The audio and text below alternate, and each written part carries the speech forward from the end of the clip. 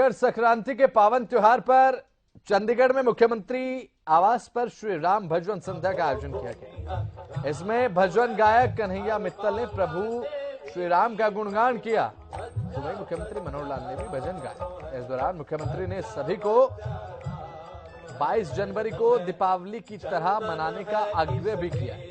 सभी को ये कहा है कि 22 जनवरी को दीपावली की तरह इस दिन को अपने घरों में मनाएं। कार्यक्रम में हरियाणा पंजाब के राज्यपाल भी मौजूद रहे।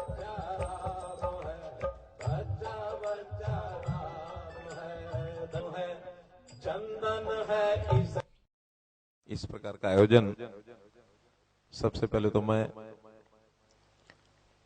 भाई कन्हैया जी का बहुत आभारी हूं, धन्यवाद हूं कि इन्होंने आज के इस अवसर पर मकर संक्रांति का यह दिन और इस प्रकार से हम सब लोगों ने प्रभु राम जी के गुणगान से अपने आप को भी पवित्र किया।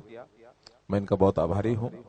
अन्य सभी हरियाणा सरकार के अधिकारीगण और उपस्थित सभी मेरे निमंत्रण पर पधारे सभी सज्जनवृंद और प्यारे प्यारे बच्चों, विशेष तौर पर जिन बच्चों के लिए ये बात ठीक है कि कन्हैया जी ने ही इस विषय में और एक बात आगे बढ़ाई कि हमारे आसपास के बच्चे उन स्थानों से भी आने चाहिए।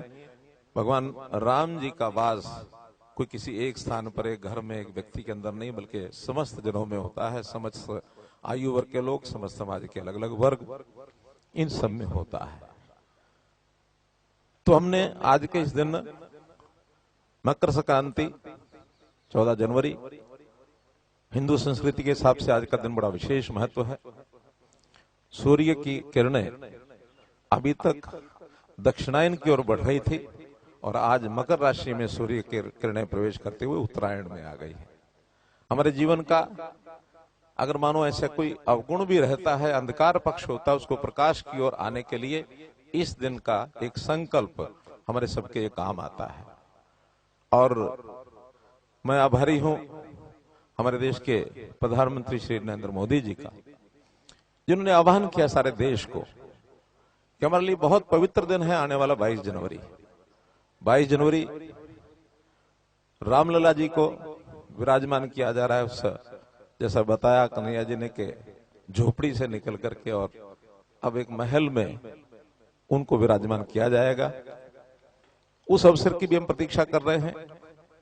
और जैसा अपने यहाँ भारतीय संस्कृति में 9 का बहुत महत्व होता है। नवरत्न है, नवग्रह हैं, 9 राशियां, 9 मानो इस प्रकार के कई प्रकार के 9 के साथ विषय जुड़े हुए हैं। तो अगर आज का दिन जोड़ करके 22 जनवरी का दिन जोड़ लिया जाए तो ये उत्सव भी 9 दिन का बनता है। आह्वान किया गया कि 14 जनवरी से ही हमको पूरे देश का वातावरण राममय बनाना है। अपने अपने तरीके से, अपने अपने हिसाब से हम प्रभु राम की लीला कैसे कर सकते हैं।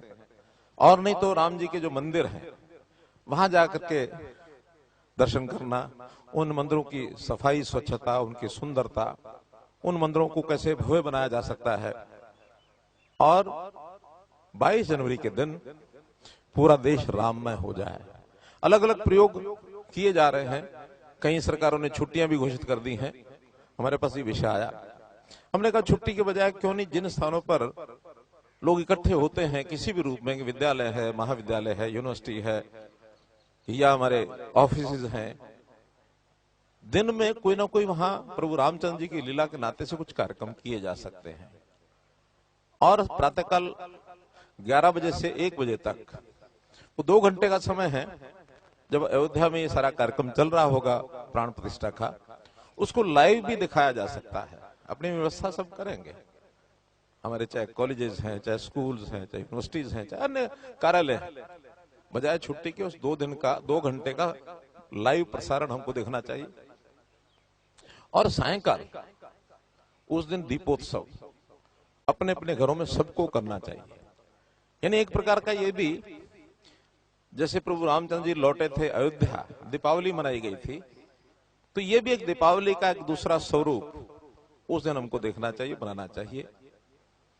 तो मैं तो आज इस अवसर पर एक पन दो काज, मुझे तो लाभ हुआ ही हुआ है, लेकिन हम सब प्रभु राम जी के उस लीला को दोहराते हुए उनके गुणगान से, उनके गुणगान को करते हुए अपने जीवन को शुद्ध करें।